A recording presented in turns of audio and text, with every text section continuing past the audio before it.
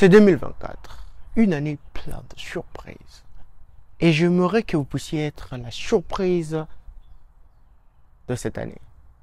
Et nous allons parler aujourd'hui sur le code vestimentaire, sur votre accoutrement. Parce que j'aimerais que vous puissiez changer, faire la différence entre 2023 et 2024. Que les gens puissent savoir, les gens puissent voir et que toi-même, que tu puisses sentir qu'il y a eu du changement.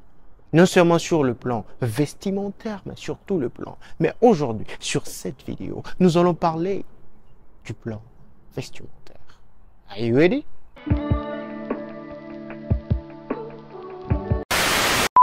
Premier point, éviter les logos.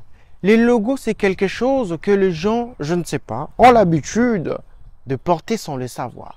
Plus vous avez des logos sur votre... Je ne sais pas si vous avez remarqué, je n'aime pas de logo. Le logo peut être là et ça va.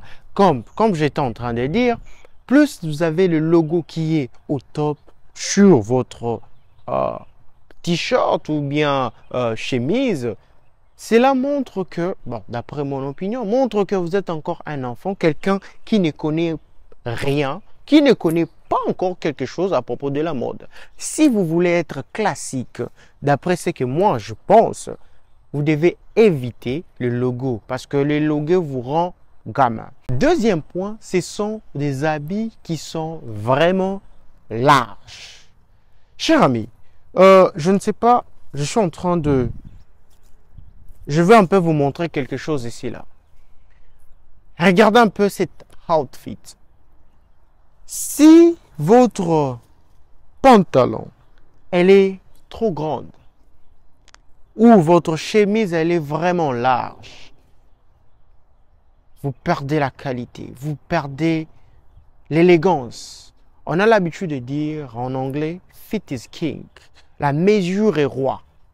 Parce que lorsque votre habit vous va à merveille, même si vous l'avez acheté à moins cher, je vous assure, les gens ne vont pas voir le prix que vous l'avez acheté. Ils vont voir de la manière dont vous l'avez porté. Je me rappelle une fois, un ami à moi, bon, je voulais acheter ce même habit, bon, il m'a devancé. Il a acheté l'habit. Moi, je disais, bon, c'est pas grave, comme il a acheté, moi aussi je peux acheter d'une autre couleur. Parce que ça ne sera pas, tu vois, il a porté le même habit que moi. Mais le jour qu'il a porté cet habit, je me sentais vraiment, je me disais, ça sert à quoi en fait d'acheter cet habit? Parce qu'il a mal porté et vous ne savez pas que vous êtes des mannequins. Je répète encore. Cher ami, je vous répète encore, vous êtes le mannequin. Lorsque vous faites quelque chose, il y a toujours quelqu'un qui va vouloir copier chez vous. Et quand même, faites-le bien. Ayez des habits qui sont appropriés à votre taille. Ayez des habits qui sont à votre taille. Ne portez pas des habits qui sont larges. C'est être un gamin. Et troisième point, pour être élégant, c'est partir faire le sport. Oui, vous allez dire comment l'élégance et le sport peuvent se matcher.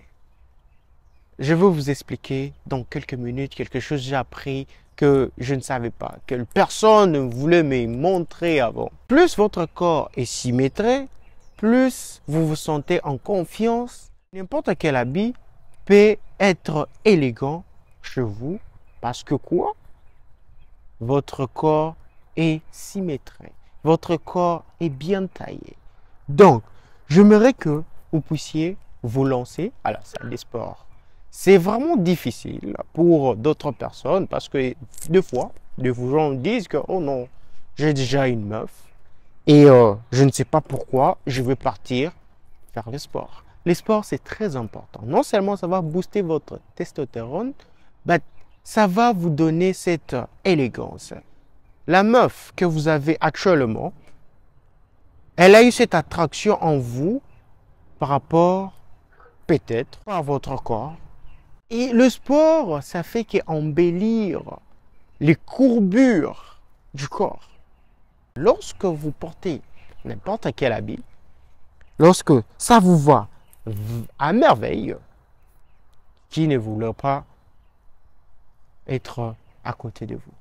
J'espère que vous avez aimé la vidéo. N'oubliez pas de vous abonner parce qu'il y a une autre vidéo qui arrive à propos de vêtements et sur le plan financier pour que votre année puisse être waouh. Alors, on dit comment? Vous abonner ou comment? Allez, on se voit plus.